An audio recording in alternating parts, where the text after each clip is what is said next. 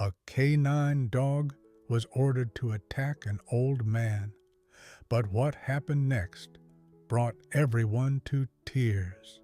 The late afternoon sun bled through the branches of maple trees in Willow Park, painting the playground in stripes of fading gold. Children's laughter had just begun to fade with the cooling air when a call crackled over police radios. Suspicious individual near the playground benches. Possible vagrant. Proceed with caution. By the time the patrol cars rolled up, the man they were sent to check on looked like nothing more than a shadow draped across the weathered wooden bench. His clothes were frayed, his shoes worn down to thread, and his back stooped with the weight of years. He clutched a canvas sack against his chest as if it were the only thing he owned in the world.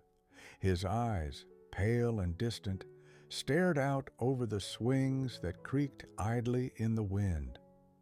"Sir, stand up and show us what's in the bag," one officer commanded.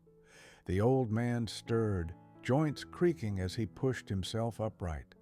His hands trembled, not with guilt, but with age. "It's nothing. I'm only resting," he rasped, his voice cracking like dry paper. But suspicion had already taken root. A backup unit arrived, doors slamming, and with it came a German shepherd straining on the end of a thick black leash. The animal's chest was broad, its coat glossy with health, eyes sharp and fixed on the fragile figure before it. To the crowd gathering at a distance, this was a predator summoned to enforce obedience. "Show us the bag or the dog moves," barked the canine officer. When the old man hesitated, hugging the sack closer, the handler shouted the command that cut through the park like a whip. "K9, attack!" Gasps rippled across the playground. The dog lunged, muscles coiled like springs, paws pounding across the grass. Mothers pulled children close. A boy dropped his ice cream, forgotten. All eyes locked on the collision about to happen. A trained beast against a frail, nameless elder. And then, just before impact, the impossible happened. The shepherd froze. Its growl crumbled into a high, broken whine. The animal stood quivering, tail twitching, nose lifted, as if the air itself carried a memory no one else could sense. The old man's lips parted, barely above a whisper, but the single word carried on the wind: shadow. The park in downtown Willow Bend was the kind of place most people passed through without noticing. Children's chalk drawings colored the cracked pavement. The smell of roasted peanuts drifted from a vendor's cart at the far edge. Families lingered on benches as dusk crept closer, their voices blending with the rustle of autumn leaves. To an outsider, it seemed like a portrait of small-town calm. But for Officer Daniels, the handler gripping the leash, the scene was defined by a single presence: the gaunt figure clutching a canvas bag, and the unsettling way he refused to obey. The old man's name, though few knew it yet, was Franklin Ward. At 71, his body had betrayed him long before his mind did. His shoulders hunched from years of heavy packs, his right knee stiff from shrapnel that had never quite been removed. His beard was silver and tangled, his skin weathered by sun and rain. Every movement carried the slow ache of survival. To the casual eye, he was just another homeless veteran, another forgotten man in a country that so easily forgot. And yet, beneath the exhaustion and grime, there was once a soldier of rare discipline. Frank had spent decades in the military, training dogs that would sniff out explosives, track insurgents through mountain passes, and guard convoys against ambushes. Dogs were not tools to him. They were brothers. They were his family long after blood ties had dissolved. He had given names to each one, buried them with his own hands, and whispered thanks when no one else was listening. The German shepherd, now standing frozen in the grass, was called Shadow by his handlers, though to Frank that name reached deeper than they could understand. Shadow had once been his partner. 6 years earlier, in a dusty compound half a world away, man and dog had been separated by fire and chaos. Frank had been reported killed in the blast. Shadow had been recovered, patched up, and reassigned to police duty in the United States. The paperwork said one was dead and the other belonged to the state. No one ever thought they would meet again. Officer Daniels had no reason to doubt the training drilled into Shadow. He had worked with the dog for over 2 years, relying on its discipline during raids and arrests. To Daniels, Shadow was a weapon, precise, dependable, loyal to the badge. But in this moment, holding the leash taut, he felt something he had never felt before: resistance. The crowd around them shifted nervously, torn between fear of the dog and pity for the trembling man. Parents pulled children close, whispering warnings. Teenagers raised their phones, eager to capture a viral video. Yet silence pressed in as the shepherd whimpered again, ears pressed flat, as though it was listening to something only it could hear.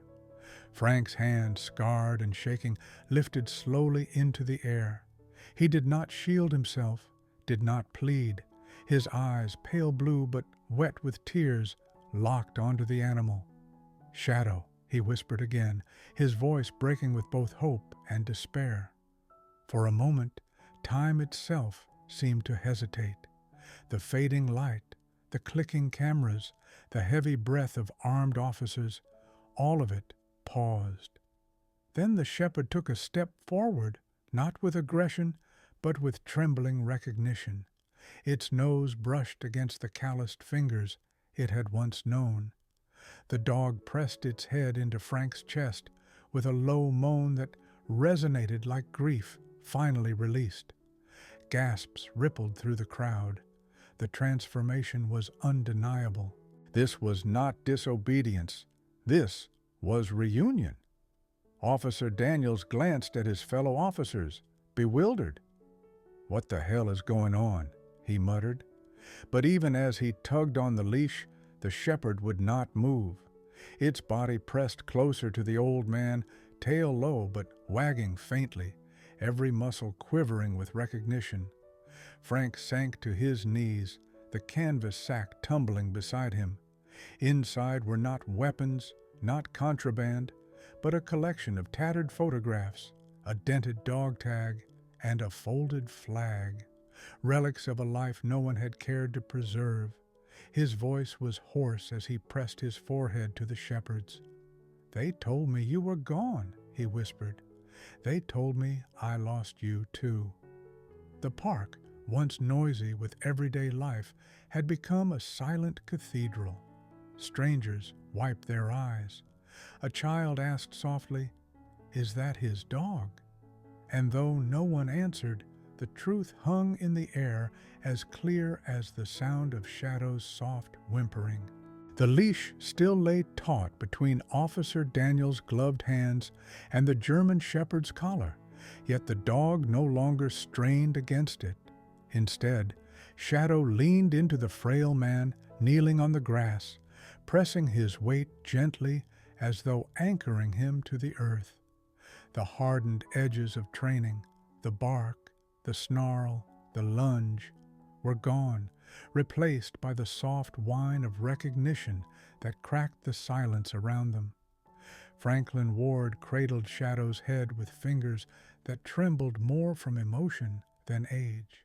His breath came in ragged bursts. "You remember me," he whispered, tears slipping into his beard. His words were not a question. They were a plea, answered in the dog's steady eyes. The onlookers who had expected violence found themselves trapped instead in reverence. Parents lowered their phones, ashamed to interrupt. An older woman clasped her hands to her chest. Even the younger officers, trained to distrust sentiment, hesitated. They had all seen canine dogs act with loyalty, but never against their own commands. This was not defiance, it was devotion. Officer Daniels crouched, his face a mask of confusion. "How do you know this dog?" he asked, his voice edged with authority, but softened by disbelief. Frank's gaze flicked up, still holding Shadow close. "I trained him," he said simply. His voice was cracked but steady. "I was his handler before the war took everything away." The officers exchanged uncertain glances. Daniels shook his head. "That's impossible. This dog came from a military transfer after a bombing overseas. His handler died in action." Frank let out a broken laugh, half bitter, half relieved. "They said I was dead too." His fingers tightened in Shadow's fur. "But here I am, and here he is, my Shadow." The dog whimpered again at the sound of his name, nudging Frank's chest with his muzzle. The movement was unmistakably tender, the gesture of an animal reunited with family. The scene began to unravel the assumptions of every witness. The crowd, once suspicious of the gaunt old man, now whispered among themselves with growing sympathy. A child asked her mother, "Why would they hurt him if the dog loves him?" The question hung in the air, sharper than any accusation. Daniels finally loosened his grip on the leash. His training told him discipline mattered most, but his eyes betrayed a dawning truth. No command could override what he had just seen. The shepherd, a creature forged in obedience, had chosen love over orders. Frank reached into his sack with careful hands, retrieving a frayed photograph wrapped in plastic. He held it out for Daniels. The picture showed a younger Frank, standing tall in desert fatigues, one hand on Shadow's back. The dog looked younger, but unmistakably the same. Same amber eyes, same scar running across his flank from an old wound. The officer studied the photo, his skepticism faltering. This can't just be coincidence," he murmured. "It isn't," Frank replied. "You can retrain a dog to follow new commands, but you can't erase his heart. He knows me." Shadow pressed closer, tail now thumping weakly against the ground, as if affirming the truth. The crowd began to clap quietly, not in applause, but in solidarity. What had started as a confrontation had transformed into a reunion that transcended explanation. The image of the battered veteran and the once feared K9 kneeling together became something sacred, something no badge or law could diminish. Frank rested his forehead against Shadow's. "I thought I'd lost everything," he whispered, so softly only the dog seemed to hear. "But you came back to me." And in that instant, every bystander, officer and civilian alike, understood that this was no longer a story of suspicion. It was a story of survival, loyalty, and a bond strong enough to break through years of absence and the walls of official record. When the officers finally agreed to escort Frank back to the station for questioning, not as a suspect, but as someone whose story needed to be heard, Shadow refused to leave his side. The dog padded close, brushing against Frank's leg, eyes fixed on him as though afraid he might vanish again. Inside a quiet conference room, the hum of fluorescent lights above cast a cold glow over the table. Frank sat hunched, hands folded over one another. Across from him, Officer Daniels placed the worn photograph on the table. "Tell us what happened," Daniels urged gently. Frank inhaled slowly, as though dredging memories buried too deep. His voice was gravelly, yet each word carried the weight of a man who had lived through fire. "I enlisted when I was barely 20, he began. "Didn't know much about the world, but I loved dogs. When they offered me a place in the K9 unit, I said yes before they finished the sentence. That's where I met him. Shadow. Back then, just a pup. Fierce, stubborn. He bit my hand the first time we trained. His lips curved into a faint smile at the memory, but it vanished quickly. We learned each other. We trusted each other. In Afghanistan, you don't survive without trust. He saved my life more times than I can count, warning me of IEDs, pulling me back when bullets flew too close. When my friends didn't make it, Shadow was the one constant. He was my brother. Frank's eyes glistened. His fingers traced invisible lines on the table. Then came the bombing, he whispered. 6 years ago, near Kandahar, we were clearing a compound. There was shouting, then fire, then nothing. I woke up weeks later in a field hospital. Doctors said I was lucky, but the blast, it took pieces of me. Memory, names. I couldn't remember who I was for months. They said Shadow didn't make it out, that he was killed in the explosion. He paused, his breath catching. I mourned him, mourned my unit. They told my family I was gone too. Paperwork lost in the chaos. No one came for me. I became no one. When the hospital finally discharged me, I had no ID, no pension, no family who believed I was alive.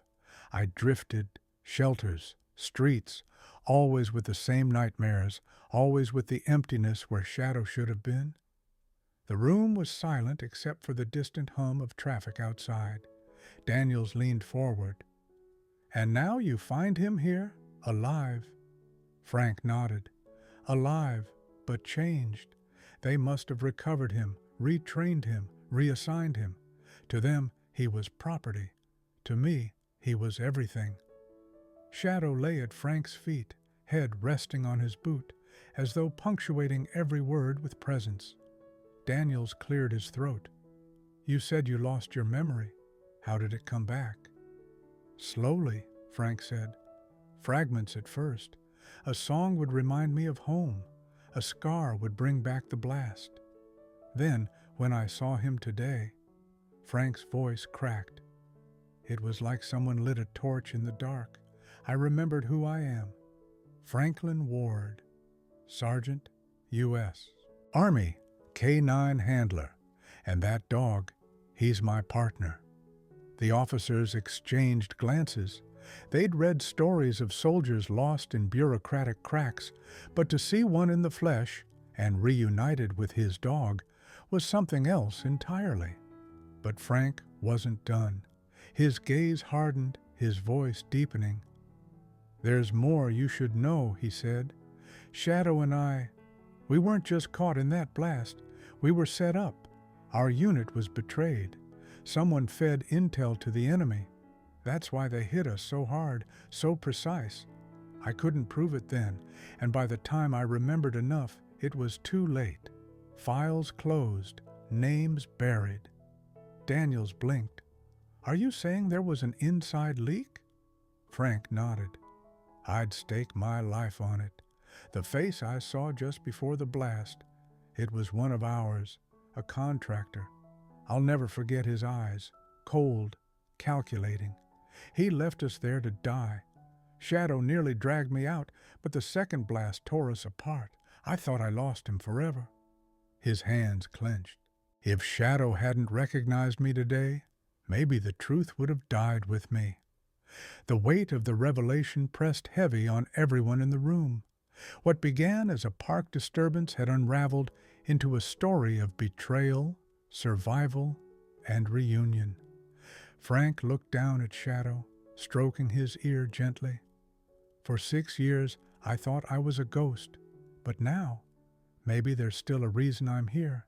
Maybe it's to tell this story, to honor the ones who didn't make it, and to remind everyone that loyalty, true loyalty, can't be trained out of a heart. Tears welled in Officer Daniels' eyes. He cleared his throat, trying to mask it with a cough. We'll make sure your records are corrected. We'll make sure people know who you are, Sergeant. Frank smiled faintly, the first genuine smile in years. I don't need medals. I don't need parades. I just need my partner back. At that, Shadow lifted his head, pressing it into Frank's hand, sealing a silent vow that neither time nor trauma had managed to erase. For a few days after their reunion, Frank and Shadow lived like men clinging to a fragile dream. The police had arranged for Frank to stay in a temporary shelter until paperwork could restore his veteran status.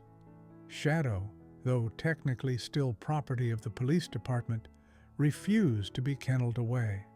At every attempt to separate them, the dog dug in his paws, snarled at cages, and whined like a wounded child until the handlers relented. Finally, the captain signed an exception. Shadow could remain at Frank's side under temporary foster care. It should have been a season of peace, but the world has a way of testing bonds the moment they're rediscovered. On the fourth night, as twilight deepened over the shelter grounds, Frank sat outside on a wooden bench, stroking Shadow's fur. He was calmer now, though the tremors in his hands betrayed the damage that still lingered. Shadow's ears twitched suddenly. His body stiffened. Frank knew the posture instantly, alert, hunting, danger close. "What is it, boy?" he whispered. Before he could rise, a car rolled slowly past the curb, headlights off, windows tinted. It paused just a beat too long, then accelerated away. A cold knot formed in Frank's stomach. He remembered the words he'd spoken at the station, that their unit had been betrayed by a contractor. Could it be? Someone knew he had survived? The next day confirmed his fears. A manila envelope slid under the shelter door, unmarked. Inside was a single photograph. Frank, sitting with Shadow outside the shelter, circled in red marker. Beneath, a scrawled message: "Stay quiet, Ghost, or you'll disappear for good this time." Frank's blood ran cold. He showed it to Officer Daniels, who frowned. "We'll open an investigation, but until then, stay vigilant." That night, vigilance was tested. Sometime after midnight, Shadow erupted into furious barking.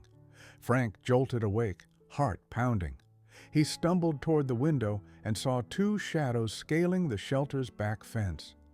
Dark-clad figures, faces covered, moving with precision Frank recognized instantly. Mercenaries. They weren't here for petty theft. They were here for silence. "Easy, boy," Frank murmured, his soldier's instincts roaring back to life. He grabbed the walking stick he'd been using, heavy oak, more weapon than support now. "Stay close." The door splintered under a boot. The intruders surged in, knives glinting. "Get the old man," one hissed. Shadow launched like a bullet, teeth flashing. He slammed into the first attacker, sending the knife clattering across the floor. The second swung a crowbar, narrowly missing Frank's head. Pain shot up Frank's arm as he blocked with the stick, but adrenaline drowned out fear. "Shadow, left," Frank barked without thinking, reverting to old commands. Astonishingly, the dog obeyed, pivoting mid-lunge to seize the second man's wrist. The crowbar fell with a clang. The mercenary screamed as Shadow dragged him down. Frank moved with a fluidity he thought he had lost forever, jabbing the stick into the first intruder's ribs, then pinning him against the wall. Shadow stood over the other, snarling, teeth bared inches from his throat. The shelter alarm shrieked as staff rushed in. Police arrived minutes later, cuffing the battered intruders. But before they were hauled away, one spat blood and hissed at Frank. "You should have stayed dead." Frank froze. The words confirmed everything. The betrayal 6 years ago hadn't been random. Someone had wanted him gone, and they still did. When the danger passed, Frank slumped against the wall, chest heaving.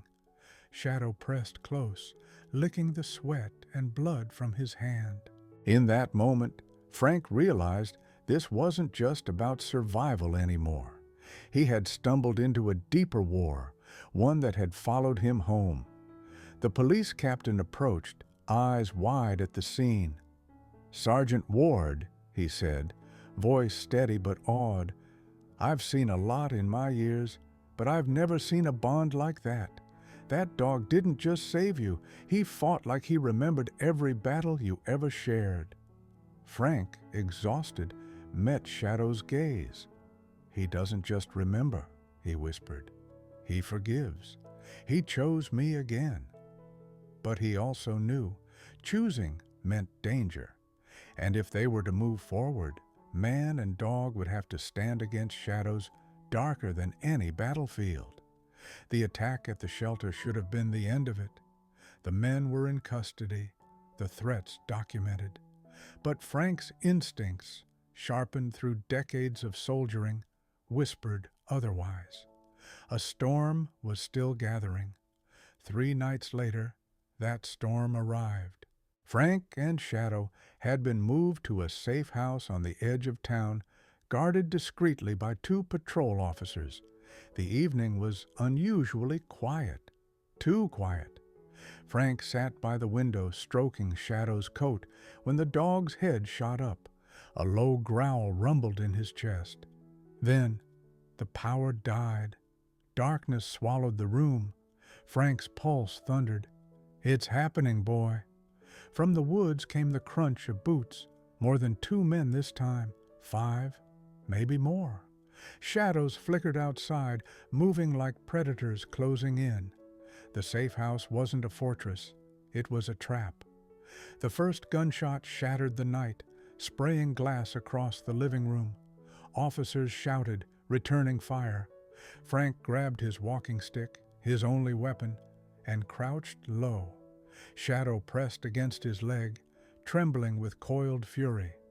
"Stay with me, partner," Frank whispered. The front door crashed inward. A man stormed in, rifle raised. Reflex took over. Frank swung the stick with every ounce of strength left in his body. The blow cracked against the gunman's wrist. The rifle dropped. Shadow pounced, clamping down on the man's forearm until bone snapped. 2 more surged in from the hallway. One slammed Frank into the wall, knocking the breath from his lungs. The other raised a pistol toward him. Time slowed. Frank's vision tunneled. He could already hear the report of the gun. But Shadow was faster. With a guttural roar, the dog hurled himself into the shooter, teeth sinking deep into his shoulder. The pistol went off, the round tearing into the ceiling. Shadow didn't let go. Even as fists rained down on him, he clung with a ferocity born of love. "Shadow!" Frank cried, scrambling forward. Pain seared through his ribs, but he wrenched the fallen pistol from the attacker's grip and leveled it with both shaking hands. For the first time in 6 years, he pulled a trigger. The round snapped through the air, striking the wall inches from the intruder's head, enough to freeze him in place. The remaining mercenaries faltered, unnerved. In that pause, police reinforcements stormed the property, sirens howling. A firefight erupted outside, but inside the safe house, the battle was already decided. Shadow had driven the last of Frank's would-be killers to the ground, chest heaving, fur matted with sweat and blood. Frank dropped the gun, falling to his knees beside the dog. His hand shook as he grasped Shadow's neck. "Easy, partner, easy. You did it. You saved me again." Shadow looked up, eyes shining in the dim emergency lights, and whimpered softly. He pressed his head into Frank's chest, not as a weapon, not as a soldier, but as family. Officers swarmed the house, dragging the captured mercenaries out in cuffs. One officer muttered in awe, "That dog just saved his handler twice in one lifetime." Frank, tears streaming down his weathered face, shook his head. No, he saved my life every day, on the battlefield, in the silence after, even in the streets when I thought I was already gone. Tonight just proved it. For the first time since that bombing 6 years ago, Frank felt something shift inside him. Not just survival, not just duty, but healing. The old soldier had been given back his comrade, and together they had stood against the darkness once more. In the silence after the raid, Frank and Shadow sat side by side amid the broken glass and splintered wood, both battered, both scarred, but alive. And in that fragile, breathless moment, Frank whispered the words he had once thought he'd never say again. "You're home, Shadow. We both are." Weeks passed. The investigation confirmed everything. Frank Ward had been written off as dead, his records lost in the fog of war. Shadow had been reassigned, his past forgotten. Now both truths stood side by side, undeniable. The police department officially reinstated Shadow under his original identity, and a ceremony was arranged to honor them both.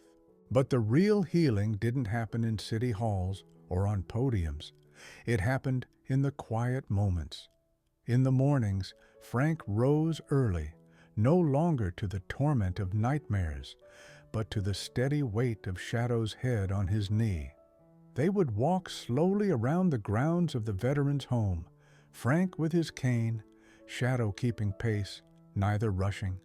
Children waved to them, calling the pair heroes. Frank always chuckled. "We're just survivors," he would say, though his eyes shone with pride. At meals, the old soldier, who once sat alone, now shared a table with others. His stories, once fragments of horror, began to include laughter. He told of Shadow's stubbornness, of how the dog once stole an entire loaf of bread from camp, of how his ears perked up whenever Frank whistled a certain tune. Each tale was a thread weaving Frank back into the fabric of community. And Shadow, though scarred, thrived under love reclaimed. His training remained sharp, but he was no longer a tool of force. He was Frank's guardian, his confidant, his bridge back to life. One crisp autumn afternoon, a crowd gathered at the town square. The mayor, veterans, officers, and townsfolk all stood in silence as Frank and Shadow walked slowly onto the stage.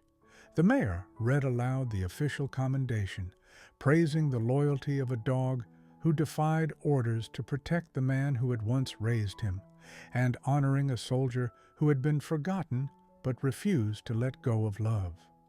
When the applause thundered, Frank didn't speak from a script. He simply rested a hand on Shadow's back and said, voice trembling, "They ordered him to attack me. Instead, he remembered me." That day, Shadow reminded all of us that loyalty is stronger than fear and love is stronger than war. Tears filled many eyes. In that moment, the whole town seemed to breathe differently, as if reminded of something deeper than duty or law. That night, Frank sat on the porch of his small cottage at the Veterans Community. Shadow lay at his feet, the stars bright above them. Frank whispered, "We found our way home, boy." Shadow's tail thumped once, twice, steady as a heartbeat. For the first time in years, Frank truly believed it. They were no longer lost. They were whole again,